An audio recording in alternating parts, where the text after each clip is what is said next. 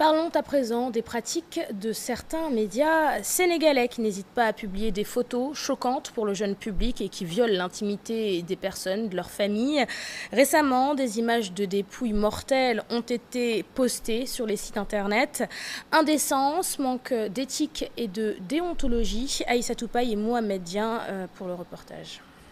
Dépouilles prêtes à être inhumées, ces images nous sont servies sur la toile. Quête du sensationnel, pipolisation, beaucoup d'interrogations.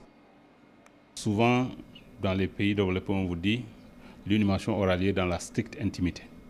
Donc, les morts, quand même, doivent avoir leur intimité. Et pourquoi on en est arrivé là? Parce qu'il y a une pipolisation aujourd'hui de la presse qui pousse les gens à penser qu'il n'y a plus de limites. La plupart de nos sites internet reposent leur modèle économique sur leur taux d'audience. Et le taux d'audience permet d'avoir plus de publicité sur le site. Maintenant, cette course au clic les conduit malheureusement à publier n'importe quel type de contenu, quitte à ne plus respecter la dignité de la personne humaine. Lorsque l'argent ou la course au clic prend le dessus, limites dépassées, règles bafouées. Même si on n'est pas journaliste, le travail de diffuseur de contenu, diffuseur d'informations veut que l'on respecte un certain nombre de règles.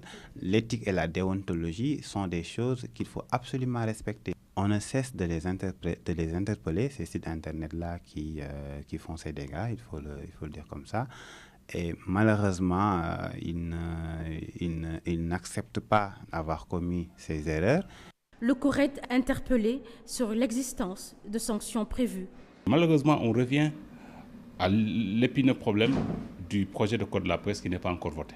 Toutes les sanctions donc, sont prévues dans ce projet de code. Si cela est fait, nous allons faire un grand pas en avant parce que cela nous permettra vraiment de sanctionner les gens et que ces sanctions-là soient suivies des faits. Intimité violée lors des funérailles, une seule question, quelle est la limite à ne pas franchir en de pareilles circonstances?